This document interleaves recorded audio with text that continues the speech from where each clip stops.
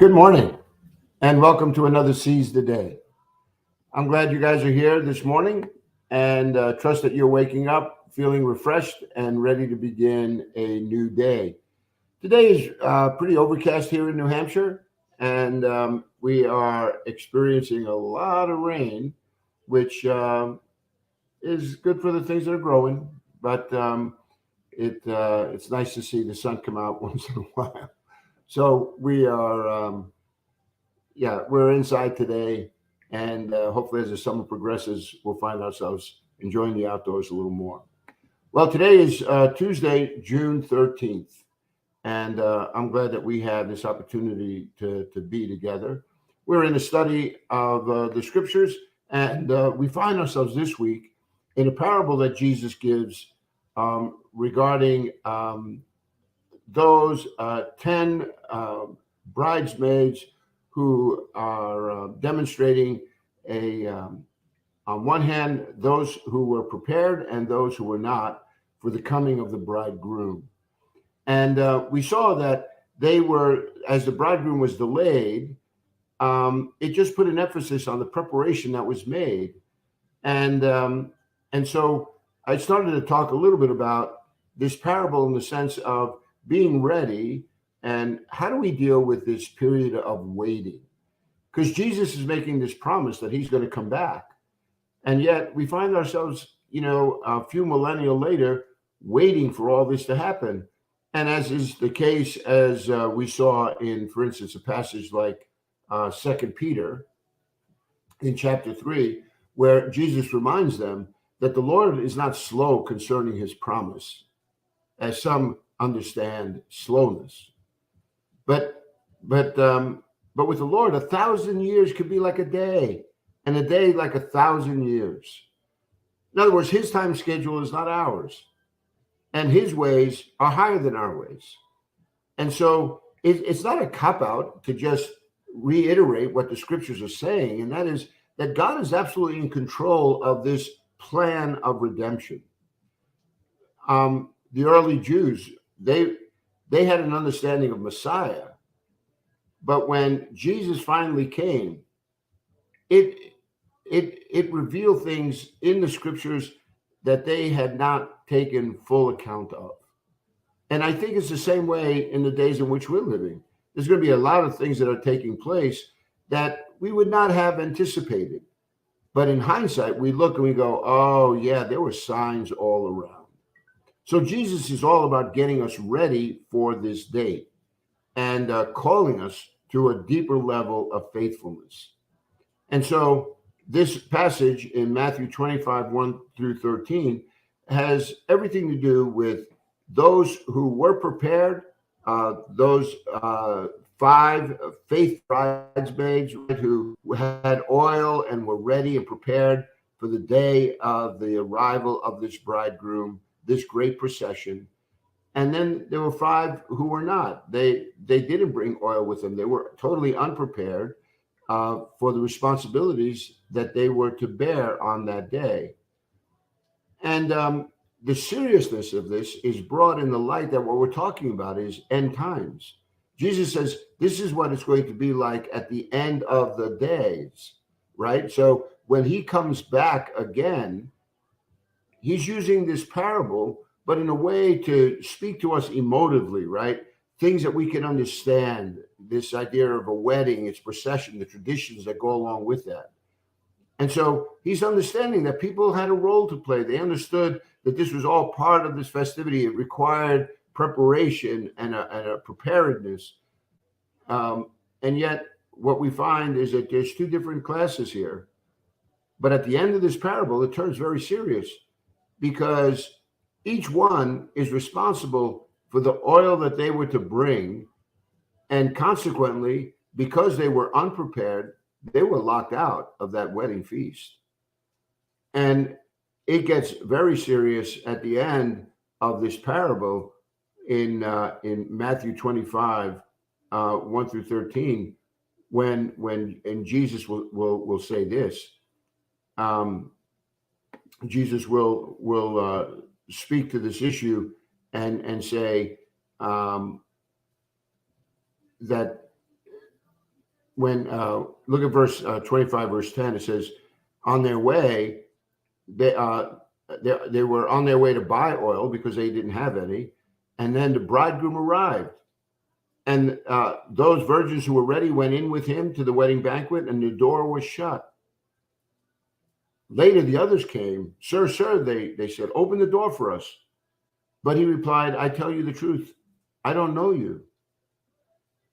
And then he summarizes this whole parable by saying, therefore keep watch, because you do not know the day or the hour. The second coming of Jesus is one in which we know he's coming. The Father has given us ample, understanding that Jesus is going to return. The disciples are hearing this. They're not necessarily fully aware of what this second coming is all about. They still are waiting for the inauguration of this kingdom of heaven. They are not as well versed as you and I are now, because we get the more complete picture. But for them, they were wondering when this inauguration of God's kingdom was going to begin, when Jesus was going to rule as this Messiah that had been promised. But they didn't realize that there would be this gap between his first coming and his second. And in that gap, it would provide opportunity for many to turn and repent. And so the patience of God turns out to be the salvation of men. So in Matthew 25, 1 through 13, we're just given this picture of those who are prepared and those who are not. And what we have to do is, anticipate this delay, right? So it doesn't catch us by surprise. It's kind of like making sure you get to the airport on time. It used to be a time when I was younger, and I was on a couple of different boards. I used to try to get to the airport as late as possible so I could just get there, get my ticket, and just walk on the plane. Because, it's like, why do you want to wait around a bus stop? Why am I going to wait around this airport forever? So I tried to delay that as much as possible. But with everything that's happened since 9/11, there is no way. Now I'm one of those advocates. I'm there a couple of hours early, because you never know what security is going to look like. You never know last minute, problems with boarding. So I'm there early now. I'm prepared. And Jesus is saying for you and me, listen, he's given us all of this awareness. But he says, just remember who you are. You've been called to be the light of the world, the salt of the earth. You have a work to do. We don't understand that sometimes until crises happen. When we recognize what little control we have over the environment in which we are living. Today, our time together, I'm going to need to cut a little short because I have some pressing things I have to do this morning. But one of our families that come to Bethany Church, Tim Davis, is his stepdad passed away yesterday. And they asked me if I would come down to Boston, because one of his requests before he passed was he wanted to be baptized. He wanted to make this profession of faith so that his children, would know that he had given his heart to Jesus. And this was a process that they had an opportunity to see up close and personal. And so Tim has two brothers, a brother and a sister, all of which were in the Army. The brother and the brother-in-law are still in the Army. One is stationed in Germany. The other one is stationed in Hawaii. And they came with their children. So one had 5 girls, and the other one had 2 boys. And Tim and Heather, they have 4 girls and a boy. And so when drove down to Boston last night, and everyone had arrived from the airport, so they were absolutely exhausted from the trial. And the dad had been put on palliative care, and but he had been adamant that he had, wanted to be baptized, wanted me to pray over him because he knew that his time was coming to an end. And when I got there, he was still a bit lucid, and the family were all in his room. And I remember thinking, this is a scene that is not often shared with many families, but all the grandchildren from 8 months old, to teenagers, all of them are in the room, along with their children, his wife. Everyone gathered around his bedside, and nursing care coming in and out, making sure that he is comfortable. And I just looked around and thought, everyone here is getting an up close and very personal look at our own mortality. And I talked about how the flowers, they're beautiful to look at, but the flowers will fade and the grass will wither. And I said, and it's just a season of life.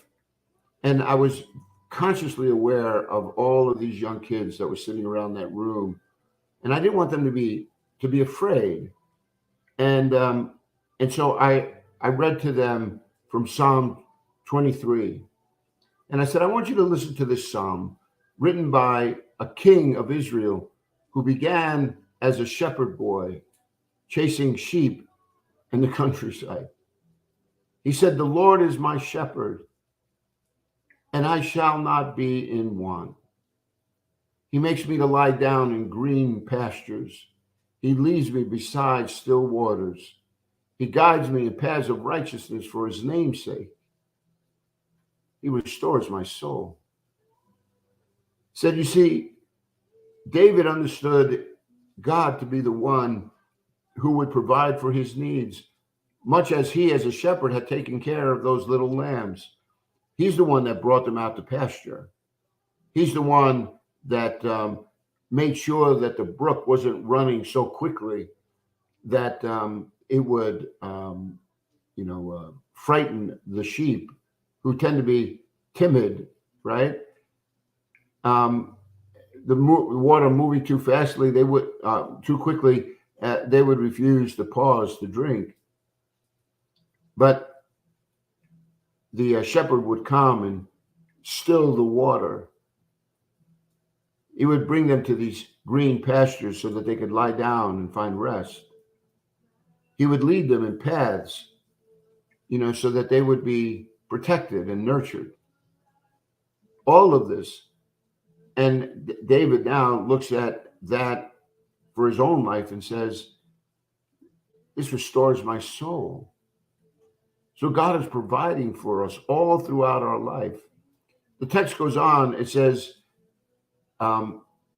even though I walk through the valley of the shadow of death, I will fear no evil. Death is but a shadow. Its power is reduced because of what Jesus did for us on the cross, and because of the power that he exhibited in his resurrection. Jesus would tell his followers, I am the resurrection and the life. And he who believes in me, though he were dead, yet shall he live. He proved that by raising Lazarus from the dead. A story that's found in John chapter 11. But going back to Psalm 23, it says, even though I walk through the valley of the shadow of death, I will fear no evil, for you are with me. And so that nearness of God, not only in providing for his needs, right? The green grass, the water, now a path to travel on, a restoring of my soul. He says, no, he's also my protector. He says, I'm not going to fear because you are with me. And so he says, thy rod and thy staff, they comfort me. Those are the tools of the shepherd. You ever think about the tools that God uses in your life to guide you along the way? That staff that would pull us from danger sometimes, the rod of correction, so that we would learn from experience, mistakes, and repent and begin to walk in ways that are more life-giving and affirming. God uses the tools of this life to teach us many lessons. And one of the things I said to those young people that were sitting in that hospital room yesterday is that they're getting a very close look at our own mortality. That this body has a shelf life, and no one really knows how long that shall be. And I shared with some of these young ones that this past Saturday was my son Jared's birthday. And Jared passed away when he was 37. And so no one knows this day or the hour, but we do know the one who holds our future, who holds our present, who redeems our past. And so his rod and their staff, they comfort me. He says, he anoints my head with oil and my cup runs over. I read a book one day on shepherds and how they would anoint the sheep with oil. They would look over them to make sure that any bruises or cuts or things like that, they would mend and heal, and using this oil as a way to bring this sense of healing. And I think, isn't that the way God is with us too? Bringing this oil of gladness sometimes into one's life. And I told him, look around this table, around this room. Everyone's here because you love your dad, you love your grandpa, you love your husband. We're all here together to celebrate his life and to see him and let him know that we love him on this journey, and to affirm again the one who is giving us all of this life. And so that text goes on and it says, thou prepares a table before me in the presence of my enemies. Again, I was reading this book written by a shepherd, and he talked about how a shepherd would oftentimes walk out into the open plains and look in the surrounding, hillside, because there would be predators waiting for the sheep in this open pasture, so that they would come out and make sure that they were ready and aware of any danger. They would look on the ground for snakes that would be waiting for the sheep to come to pasture. All these things happening so quickly. So here it says, you prepare a table for me in the presence of my enemies. That's what God does for you and for me. And that psalm then ends, surely goodness and mercy shall follow me all the days of my life, and I will dwell in the house of the Lord forever. Those words, they take on a unique meaning when you're looking at the ravages of death before you. After I read that passage, I told them that this is the way God has chosen to give us some insight into his watch care from us. Surely goodness and mercy will follow us all the days of this life, and we will dwell in the house of the Lord forever. That is this great promise of a resurrection. That is the great promise that the end of this life is the beginning of a life that will never end. This is a promise that we hold true. So there's no need to fear, because God says, I will never let you go. And so I baptized Dan as he lay in his bed, laid hands on him, prayed. Everyone gathered together, and it was affirming. And I just felt like the devil would like nothing more than for us to be filled with grief and pain and fear. But God has given us a spirit of power and a spirit of love, and it was palpable in that room. That gift that God gave in this moment to everyone in that room, to see the dying, this last dying request, to affirm one's faith so that all of his children and grandchildren can see and not be concerned about his eternity. My friends, that's what I pray that each and every day you and I are aware of. We're looking at these texts where Jesus is talking about the end of the day, talking about the last days, getting people ready. And sometimes we could push it off that as if it's of no, immediate consequence, until you go to a hospital room like I did last night. And shortly after my visit, within about a half an hour, he had passed away into the presence of God. And I just pray for you and me, as we're listening this morning, that would also be something that you and I would hold on to. A promise that Jesus says, I will never leave you or forsake you. That his desire is for us to be ready so that we can be prepared for everything that comes before us. Surely goodness and mercy will follow us all the days of our life, and we will dwell in the house of the Lord forever. Well, this may not be quite the morning study that you anticipated, but that's just a little glimpse into my life. Pray for the Davis family as they grieve, but they don't grieve as those who have no hope. And wherever you are, I trust that these words would also sink down deeply into your heart, bring you a sense of comfort and awareness that the love of God is tenacious and will never let you go. That's enough to seize each and every day, isn't it? So, my friends, on this Tuesday, June the 13th, I pray that you seize it and that you recognize that God is good all the time. And Lord willing, we'll spend some more time tomorrow and look more directly into the passage in Matthew chapter 25. God bless you, my friends. Thank you for spending your morning with me. God bless.